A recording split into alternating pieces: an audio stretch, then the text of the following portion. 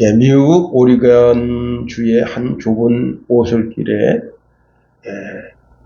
아침 일찍 등산하는 한 남성이 있었습니다. 그런데 멀리서 도와달라는 한 소녀의 외침 소리가 있었습니다. 그래서 이 젊은 남성이 그 도와달라고 하는 거기 가보니까 이 소녀가 오른쪽 손이 없어요.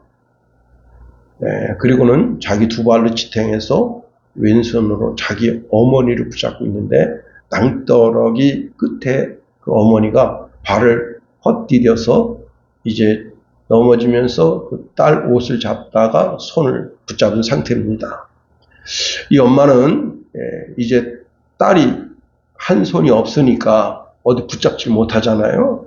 그래서 딸도 위험에 빠질까봐 내 손을 놓으라, 내 손을 놓으라. 그러면서 자꾸 손을 빼려고 하는 그런 상황인데 그 남자가 거기에 가게 된 겁니다. 그래서 이 남자가 자기 손을 뻗어서 그 여자를 거기서 끌어올려 주었습니다.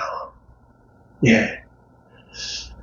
아침 일찍 등산하는 것이 쉽지 않은데 그날따라 아침 일찍 등산해서 그렇게 공경에 빠진 그런 한 여인을 구하게 됐습니다.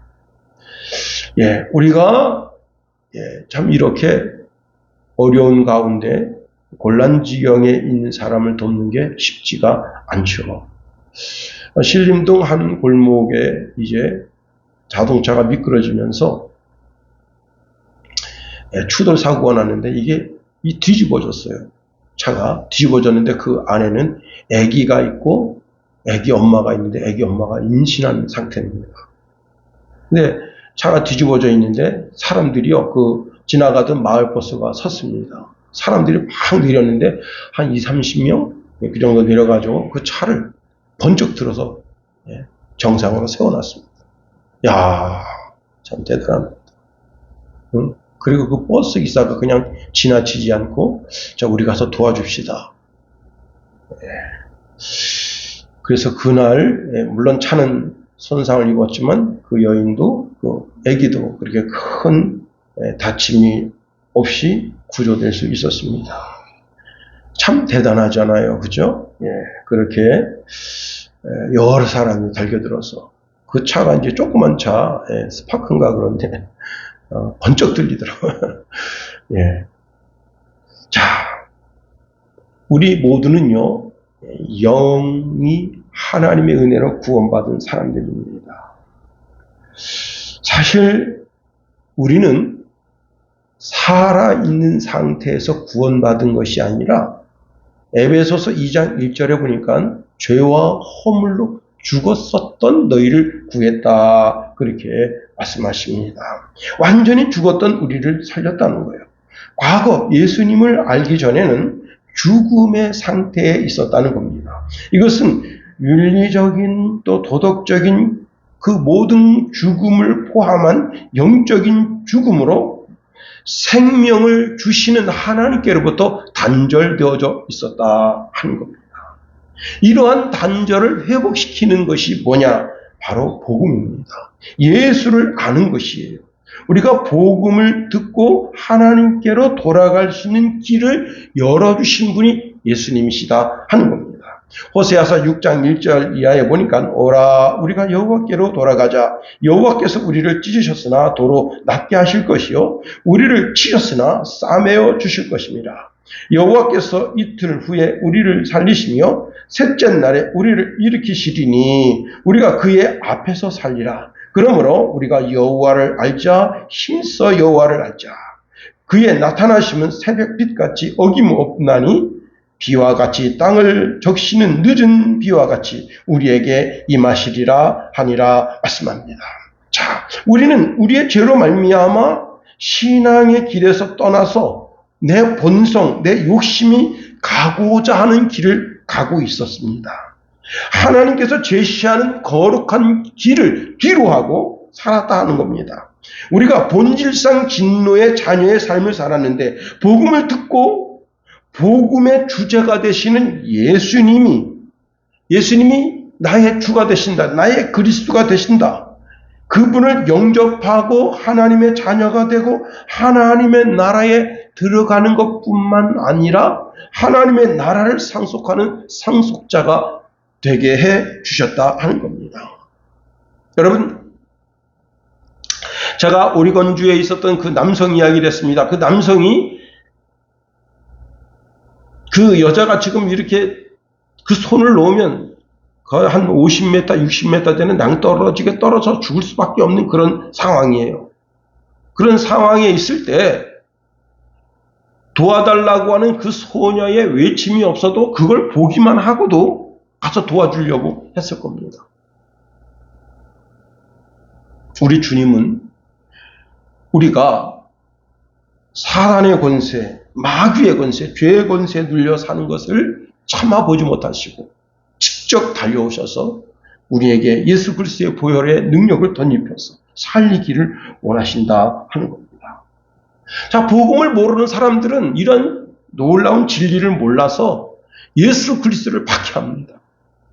예수 그리스도의 복음을 전하는 제자들을 박해합니다. 사도들을 박해합니다. 데살로니가에 있었을 때 어떤 일이 있었습니까? 자, 유대인들의 극심한 반대와 소요 사태로 인해서 바울 일행은 데살로니가 지역을 떠날 수밖에 없었던 겁니다. 자, 그럼에도 불구하고 마음은 항상 어디에 가 있습니까? 그들에게 가 있고 그들이 신앙적으로 올곧게 자라지 않을까봐 염려하는 마음이 가득합니다. 바울은 그 데살로니가 교회를 여러 번 방문하려고 두세 차례 방문하려고 마음 먹었지만 그때마다 그 길이 막혔던 것이 사실입니다. 오늘 본문에 보니까 그때마다 사단이 그 길을 막았다 말씀합니다. 그래서 사도 바울은 본 서신을 통해서 그것을 해명하며 또한 그들을 위로하고 오늘 본문에 보면 그 바울이 데살로니가 교회를 얼마나 사랑하는지 그 아름다운 사랑이 본문에 들어 있습니다. 그래서 우리가 오늘 본문에 있는 말씀을 통해서 사도 바울이 데살로니가 교회를 얼마나 사랑하는지 그 열정을 한번 살펴보고자 원하는 겁니다. 자, 바울이 이렇게 데살로니가 성도를 갈망하면서 다시 방문하기를 원했습니다. 그러나 한쪽 면에서는 자, 바울이 다시 그 데살로니가 지역에 가면 어떻게 되겠어요? 그 전에 소요를 일으켰던 유대인들, 그들의 그 강한 시기심, 질투심, 강한 반발력이 있기 때문에 바울은 그 데살로니가 성도들을 생각하면서 내가 가면 그들에게 위해가 될 텐데 하는 그런 조바심이 있어서 그 데살로니가 지역을 가기를 약간 좀 머뭇거리는 것이 사실입니다. 그럼에도 불구하고 데살로니가 교회 거기에 가서 그 성도들을 만나고 싶어 하는 것이 사도 바울 마음속에 가득했다 하는 겁니다. 자, 바울은 데살로니가 지역을 어쩔 수 없이 떠날 수밖에 없었다 하는 겁니다. 그것이 오늘 본문 2장에서 바울의 그런 심정이 읽혀지고 있다고 하는 겁니다. 바울은 데살로니가 교회 성도들을 어떤 마음으로 대했습니까? 마치 유모가 자기가 양육하고 있는 어린 아이를 양육함 같이 대했다는 겁니다. 7절 말씀에 보면 자신의 태도에 대해서 말씀합니다. 우리는 그리스도의 사도로서 마땅히 권위를 주장할 수 있으나 도리어 너희 가운데서 유순한 자가 되어 유모가 자기 자녀를 기름과 같이 하였으니 말씀합니다. 유모가 어린 아이를 돌봄 같이 바울과 그 전도팀이 그 데살로니가 성도들을 그렇게 대했다는 거예요. 제가 저는 뭐 텔레비전을 이렇게 자주 보는 스타일은 아닌데 슈돌이라고 하는 걸 봤는데요. 한 아버지가 두 아기를 데리고 제주도를 가는 겁니다. 그런데 그 아빠가 보통 아빠가 아닙니다. 예. 또 애들도 보통 애들은 아니에요. 우리 성은이 성찬이 같은 그런 애들입니다. 예? 뭐 울지도 않고 그냥 막 보채지도 않고 큰애가 이제 비행기 타는 거 두려워하는데 어느 순간에 비행기 타는 걸 즐깁니다. 구름이 옆에 있으니까 막 이렇게 유리 창가로 이렇게 해보고 그런데 제주도 가서도 마찬가지입니다. 갈치를 먹는데 갈치를 그렇게 맛있어 하면서 먹어야 됩니다. 예. 그날 그 아빠가 그 어린 두 아들의 유모다. 그 아이들의 형편과 처지를 살펴주고 그 아이들이 뭐를 좋아하는지 그래서 그 다음에 이제 그렇게 식사를 끝내고 그 다음에 또 옮겨가서 그 애들이 좋아하는 그 말랑말랑한 그 과자 있잖아요. 그 과자 전문점인데 거기를 또 데리고 와서 애들한테 사진도 찍고. 예. 자, 유모의 삶은 어떤 거예요? 천방지축인 아이들을 잘 양육해서 튼튼하게 그리고 그 가정의 기둥으로 길러내는 것이 유모의 사명이라는 겁니다. 자, 그래서 유모는 단순하게 뭘 먹이는 것뿐만 아니라 그 가정의 가풍이나 예의 범절을 가르쳐야 할 책임이 있는 거예요. 자, 이 바울이 하나님 나라의 유모이고 이 어린 아이들은 하나님 나라에 이제 막 눈이 떠진 신앙인들이라면 바울이 그들에게 육의 양식, 마음의 양식, 영의 양식을 잘 먹이고 잘 가르쳐서 하나님 나라의 일원으로 반듯반듯하게 세워야 할 사명이 있는 거예요. 그런데 그것뿐만 아닙니다. 그 유모의 사명에서 이제는 아버지의 사명으로 아버지가 마치 자기 사랑하는 아들을 대함과 같이 대했다는 거예요. 11절 말씀 보세요. 너희도 아는 바와 같이 우리가 너희 각 사람에게 아버지가 자기 자녀에게 하듯 권면하고 위로하고 경계하노니. 자, 아버지가 하시는 일이 뭐예요? 권면하고 위로하고 경계하는 거예요. 자녀가 올바른 신앙의 길을 가게 하는 거예요. 그렇습니다. 아들이 어디 가서 얻어맞고 왔습니다. 그러면 참 아버지가 가슴 아파하죠. 아들은 그 한 대 맞고 그 새끼 말이야. 그리고 그냥 잊을 수 있지만 우리 애가 몸이 약해서 얻어맞고 다니는가. 아버지는 참 그게 마음 아파해서 어떻게 하면 좋을까 하고 고민하고 그 아들의 앞을 미래를 살펴주는 그런 역할을 하게 되는 겁니다. 자, 다시 말하면 권면하고 위로하고 경계하고 그래서 그 아이가 올곧은 삶을 찾아서 멋지게 한 시대의 멋진 인물로 쓰임받게 되기를 원하는 거죠. 그런데 오늘 본문에는요, 이제 자 유모와 어린아이 관계, 아버지와 아들의 관계, 그 관계가 아닌 형제의 관계라고 말씀하고 있다 하는 겁니다. 17절 상반절에 이렇게 말씀하고 있네요. 형제들아, 형제들아, 우리가 잠시 너희를 떠난 것은 형제들아, 그 관계가 신앙의 관계가 이제는 형제가 됐다는 거예요. 형제라는 게 뭐예요? 예수 그리스도의 보혈로 거듭난 사람. 나도 예수 그리스도의 보혈로 거듭난 하나님의 사람이 되었지만 너도 예수 그리스도의 보혈로 하나님의 사람이 되었다. 그 다음에 여기 형제들아, 우리가 잠시 너희를 떠난 것은, 여기 떠났다고 하는 말을요, 직역하면 너희로부터 고아가 되었다 하는 말입니다. 바울 전도팀이 고아처럼 되어져 버렸다는 거예요. 자, 형제가 형제를 떠났을 때 자신의 삶이 고아와 같이 되었다. 그 무슨 뜻입니까? 아버지는 지금 데살로니가 교회에 거기에 계시고 나는 거기서 떨어져 나온 그런 상태와 같다는 거예요. 아버지가 나한테는 없고 아버지가 지금 데살로니가 교회 그 성도들과 함께 하시고 예수님도 그들과 함께 하고 있지만 나는 지금 떨어져 나온 그런 상태에 내가 있다. 여러분, 그게 고아가 참 고독한 거예요.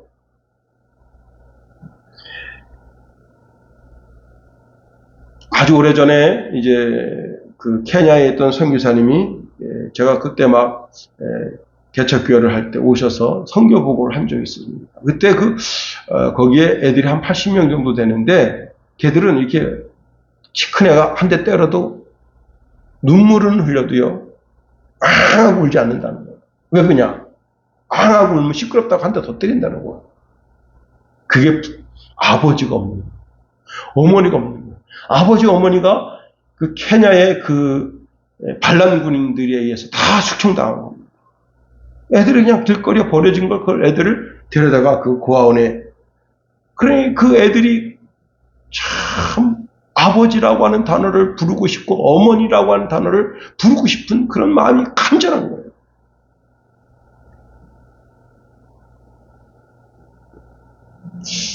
우리나라에서 콜트 복지센터를 통해서 애들을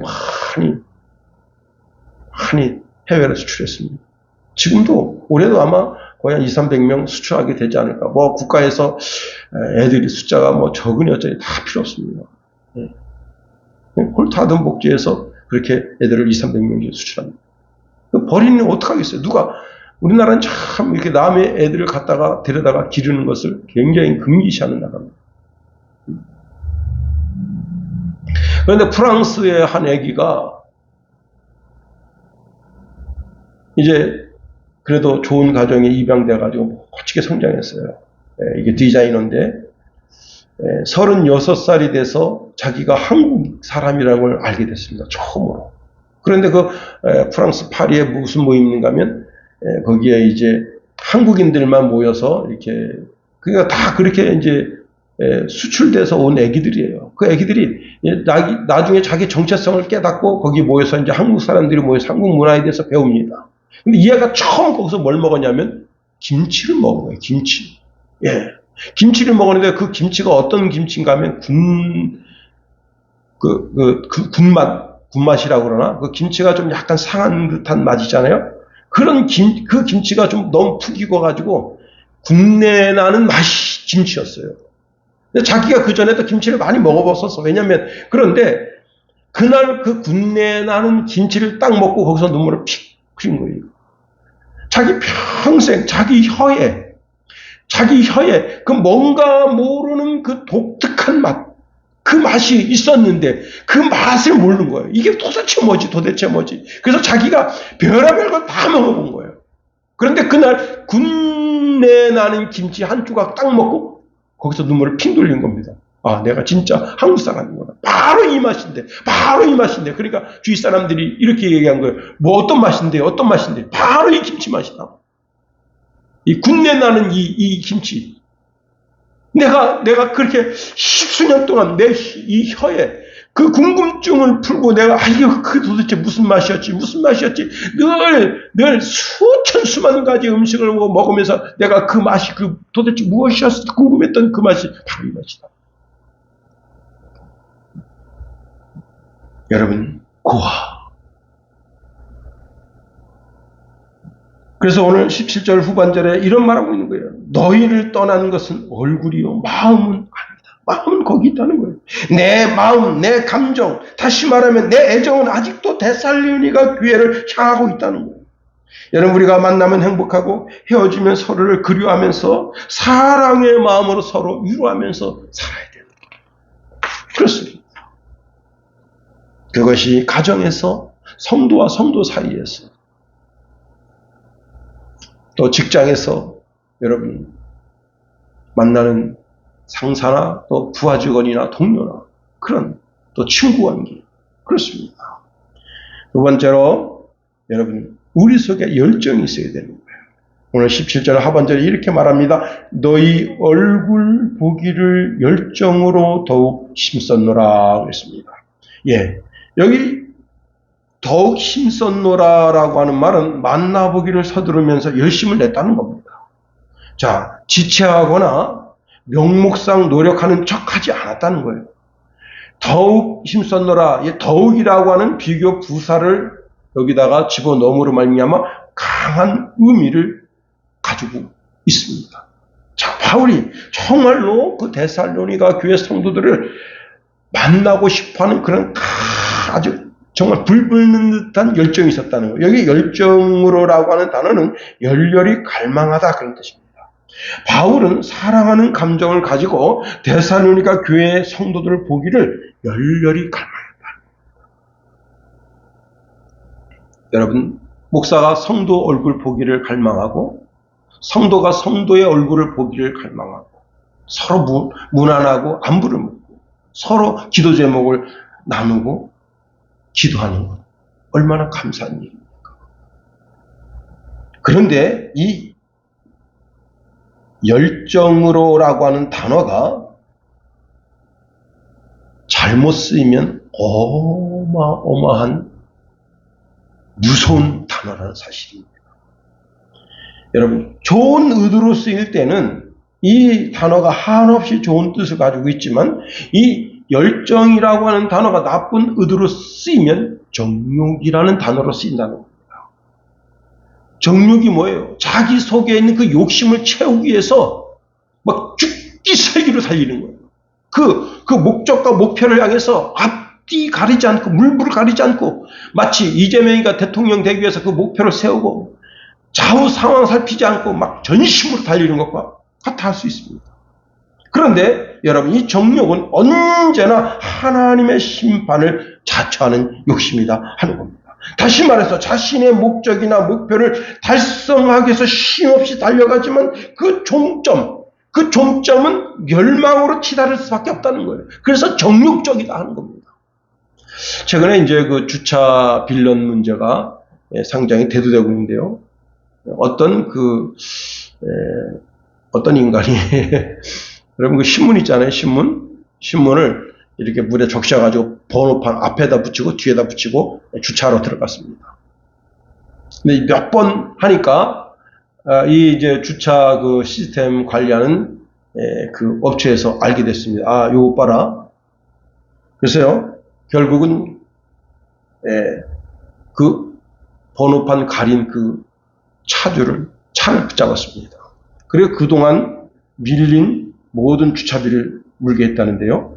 여러분 그렇게 고의적으로, 이건 고의적이죠. 신문이 어떻게 붙을 수가 있겠어요, 그렇게. 앞뒤로 어떻게 붙냐. 자기는 자기 차가 쓰레기장 들어갔다 나오면서 이렇게 붙었다고 그러는데 말도 안 되는 소리입니다.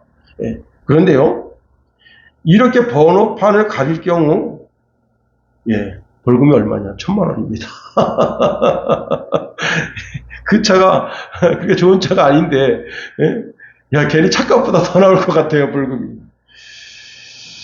1회 적발시 50만원, 2회 적발시 150만원, 3회 적발시 2,000,000원이고요. 고의성이 있다면 1,000,000원이다. 나쁜 열정이죠. 그거 주차비 밤새 주차하면 6,000원 낸다는데 그 6,000원 아끼려고. 그렇습니다. 내 속에 잘못된 욕심이 있으면 그 욕심이 나를 끌고 가는 거예요. 욕심이 잉태한 즉 죄를 낳고 죄가 장성한 즉 사망을 낳는다는 겁니다. 우리가 나 자신을 속이면 안 되는 거예요. 이 땅에서 나는 것 중에 아무리 좋은 것도 여러분 다 어디로 끌고 가느냐? 사망의 그늘로 끌고 가는 거예요. 오직 좋은 것, 은사나 선물이 다 하나님께로부터 온다고 하는 겁니다. 그래서 우리를 하늘에서 내려오신 진리가 되신 그리스도의 말씀으로 우리를 낳으셨다 했어요. 야고보서 1장 18절에 이렇게 말씀합니다. 그가 그 피조물 중에 우리로 한 첫 열매가 되게 하시려고 자기의 뜻을 따라 진리의 말씀으로 우리를 낳으셨느니라. 여러분, 내 속에서 일어나는 욕망이나 열정이나 이게 얼마나 무서운가를 알아야 됩니다. 이 세상의 윤리도 도덕도 다 파괴하는 것이 내 속에 있는 정욕이라 하는 겁니다. 이게 얼마나 무서운지를 알아야 돼요. 하나님께서 이제 십계명을 주시는데 십계명 중에 10번째 계명이 뭔지 아세요? 마음의 욕심을 절제하는 그런 계명입니다. 출애굽기 20장 17절에 보니까 내 이웃의 집을 탐내지 말라. 내 이웃의 아내나 그의 남종이나 그의 여종이나 그의 소나 그의 낙이나 무릇 내 이웃의 소유를 탐내지 말라 말씀합니다. 탐심이 이렇게 무서운 거예요.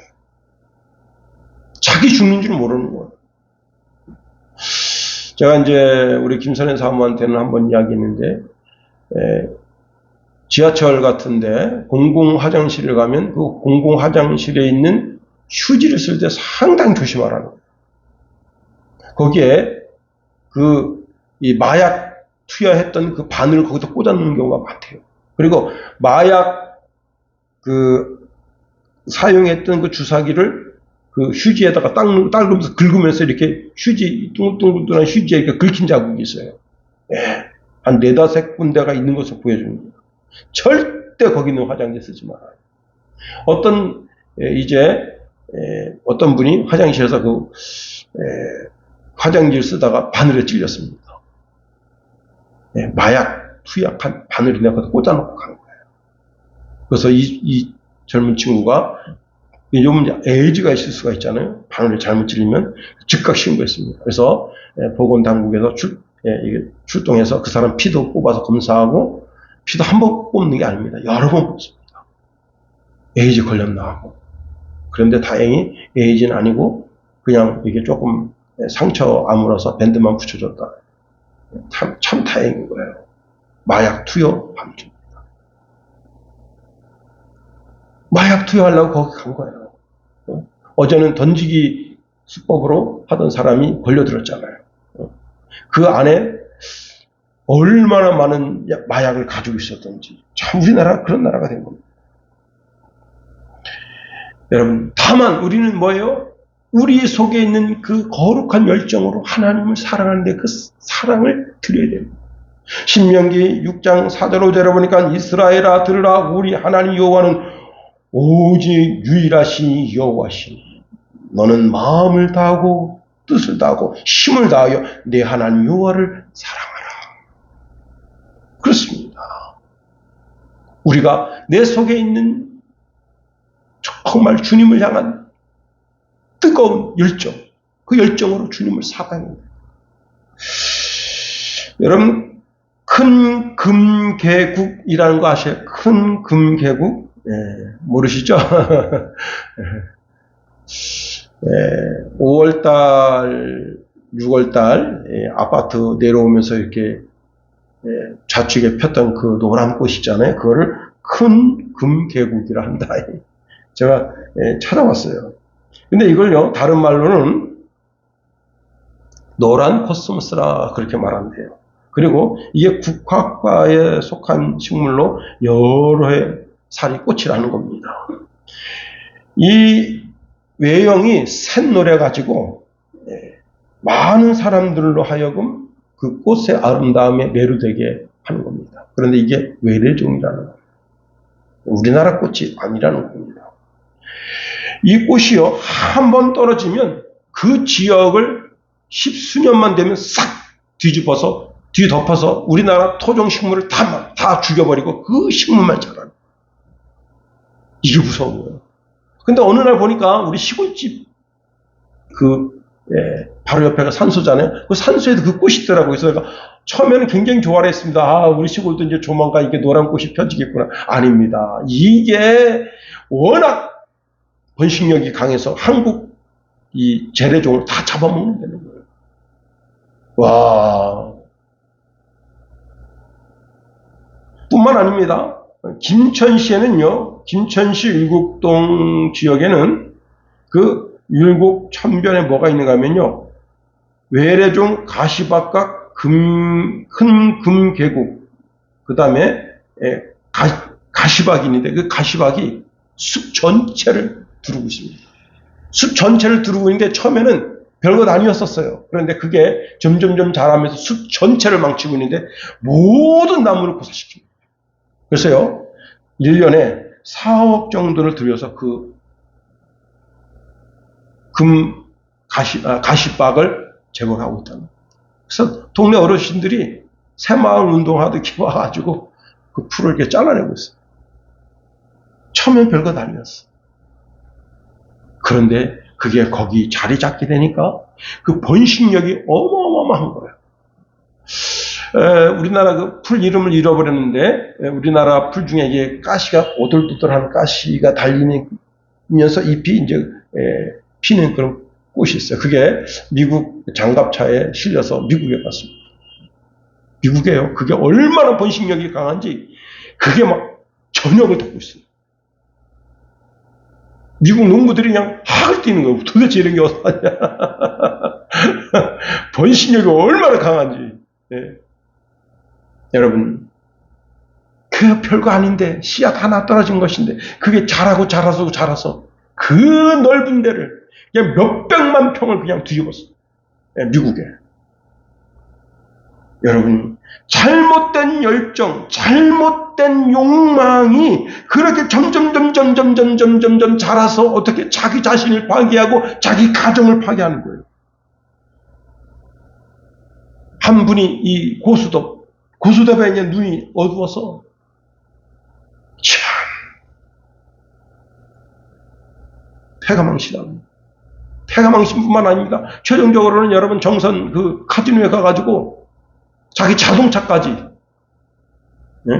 거기다 맡기고 그리고는 이걸 땡기고 그리고 그냥 패가망신. 자기 속에 있는 그런 욕망. 사도 바울은 그래서 우리에게 이런 가르침을 줍니다. 갈라디아서 5장 16절 17절 보니까 내가 이르노니 너희는 성령을 쫓아 행하라. 그리하면 육체의 욕심을 이루지 아니하리라. 육체의 소욕은 성령을 거스리고 성령은 육체를 거스리나니 이 둘이 서로 대적하므로 너희가 원하는 것을 하지 못하게 하려 함이라 말씀합니다. 그렇습니다. 성령으로 행해야 된다. 하나님, 내가 하나님의 영을 강하게 주셔서 이 육체적 본능을 제거하시게 도와주옵소서. 간구하고 또 간구해야 된다. 그러지 않으면 여러분, 우리가 온전한 성도의 삶을 살기가 쉽지 않다. 세 번째로 우리 삶에는 언제나 마귀가 역사하고 있다는 사실을 알아야 됩니다. 오늘 18절에 이렇게 말씀하고 있네요. 그러므로 나 바울은 한 번, 두 번 너희에게 가고자 하였으나 사탄이 우리를 막았도다. 네, 사탄이 역사한다. 바울은 데살로니가 교인들에 대한 그의 열정적인 노력에도 불구하고 데살로니가로 가는 길을 막았는데 그 길을 누가 막았느냐면 사탄이 막았다는 거예요. 사탄. 여러분, 여러 번 가려고 했었어요. 그런데 사도 바울의 그 길을 막은 자들이 유대인일 수가 있습니다. 예, 유대인들은 바울의 복음의 현장에 아주 자싹같이 들러붙어가지고 바울의 길을. 그 다음에 바울의 전도팀에 어떤 문제가 생겨서 못 갔을 수도 있어요. 예. 세 번째는 바울 자신에게 문제가 있어서 못 갈 수도 있습니다. 바울은 여러분, 바울이 그 선교 보고를 하잖아요. 여러 해 동안 정말 강의 위험, 물의 위험, 별의별 위험 다 겪는데 그 중에 40에 하나 감한매를 여러 번 맞았단 말이야. 돌에 맞고 말이지. 그 몸이 여러분 한 여성 운전자가 자동차 사고를 당했는데 6개월 동안 지금 잠을 못 자고 있대요. 와, 그때 그 트라우마 때문에 자기 앞에 그 트럭이 와서 자기를 받치는 게 자기 눈을 똑똑히 봤는데 눈을 감으면 그게 계속 보이는 거예요. 문제는 차도 수리가 다 되고 자기도 몸이 그 충격받아가지고 에어백 터져가지고 그렇게 크게 다치진 않았어요. 문제는 뭐냐면 그 회사에서 이제 보험회사에서 그 치료비 다 대줬잖아요. 그 치료비가 문제가 아니에요. 삶이 완전히 망가졌대요. 잠을 못 자는 거예요. 여자가 닭꼬챙이처럼 말랐어요. 와, 자기 사고 나기 전 모습을 보여주는데 이게 여자가 살집이 좀 있어요. 통통하게 생겼어. 근데 그렇게 했어요. 눈만 감아서 잠을 자려면 끽 하면서 그 트럭이 자기한테 오는 게 딱 보여요. 이거는 그 회사에서, 그 트럭 회사에서 다 보상을 다 해준 겁니다. 치료비 다 대준 거예요. 그게 문제가 아니라 삶이 완전히 먹었어. 애들도 다 내팽개치고 남편도 다 내팽개치고 왜 자기 삶이 안 되려? 자기 그 트라우마에서 못 벗어나는 거예요. 와, 진짜 그 고통 속에 산다니. 자, 바울이 여러 번 그렇게 가고자 원했지만 사탄이 그 바울의 발목을 붙잡고 있는 거예요. 왜냐하면 그 건강이 좋지 않은 거예요. 응? 간득간득한 거예요. 고린도후서 12장 7절에 보니까 여러 계시를 받는 것이 지극히므로 너무 자고하지 않게 하려고 내 육체에 가시 곧 사단의 사자를 주셨으니 이는 나로 쳐서 너무 자고하지 않게 하려 하심이라 말씀합니다. 자기 몸이 감당이 안 되는 거야. 그래서 못 가는 거예요.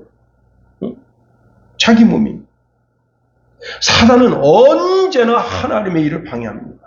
하여튼지 간에 데살로니가로 가려고 했지만 갈 수 없었던 것은 주된 요인이 사단이 막은 겁니다. 사탄은 바울의 간절한 기대와 소망을 무너뜨린다.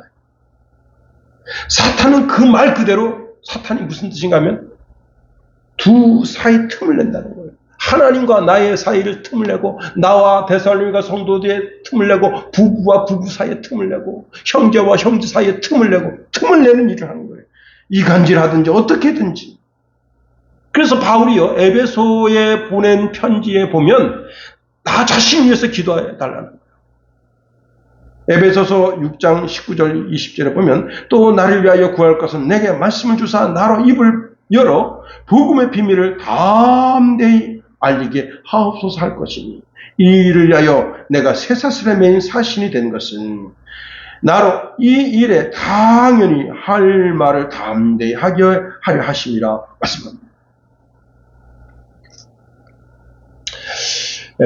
우리 시찰의 이정우 목사님, 그 목사님이 이제 중국 선교로 우리 교회에서는 알려져 있고 아마 교계에서도 중국 선교하시는데 큰 일을 감당하신 것으로 그렇게 이제 소개되고 있습니다. 근데 이분이 처음에 중국에 가게 될 땐 그때는 이제 우리나라가 중국하고 이렇게 교류가 없어서 어떻게 가야 되냐면 홍콩에 가서 홍콩 거기 가서 중국 가는 비자를 받아야만 갈 수 있는 거예요. 굉장히 까다롭죠, 그죠? 그래서 중국 이제 일단은 홍콩에 가서 홍콩에서 중국 가는 비자를 받았습니다. 그런데 가는 그날 아버님이 돌아가신 거예요. 그럼 여러분 어떻게 하겠습니까? 여러분, 아버님이 돌아가셨네. 내가 효도해야지. 그 형님이 전화 왔습니다. 정호야, 아버님 돌아가셨다. 그러니까 이정호 목사님이 이랬다는 거예요. 죽은 자를 장사하고 너는 나를 따라 했으니 형님, 나는 복음 전하러 가겠습니다. 이야, 그 길로 복음 전하러 갔어. 그랬더니 갔다가 돌아온 후에 그 형님이 그러더라는 거예요. 넌 진짜 목사다. 넌 진짜 목사다. 자, 오늘 우리가 본문에 있는 말씀을 통해서 사도 바울이 얼마나 그 데살로니가 교회 성도들을 사랑하는지 그들을 마음에 품고 있는지를 살펴봤습니다. 유모가 어린아이를 살피듯이 아버지가 자기 자식을 살피듯이 그래서 이제는 성장해서 형제가 되었어. 하나님이 데살로니가의 성도들과 함께 있고 주님도 거기 계신데 나는 이렇게 고아처럼 떨어져 있는 것처럼 괴로워하면서 여러 번 가고자 했지만 그 길이 막혔어. 그러나 이 편지의 애절한 상태를 보면서 그가 얼마나 데살로니가 교회 성도들을 사랑했는지. 여러분이 내 주변에 있는 그런 성도들을 주님의 사랑으로 그렇게 사랑함으로 말미암아 우리가 서로 사랑하면 거기에 하나님이 함께 하신다 하셨으니 하나님이 함께 하시는 저와 여러분의 삶을 살게 되게 되기를 예수님의 이름으로 축원해 드립니다.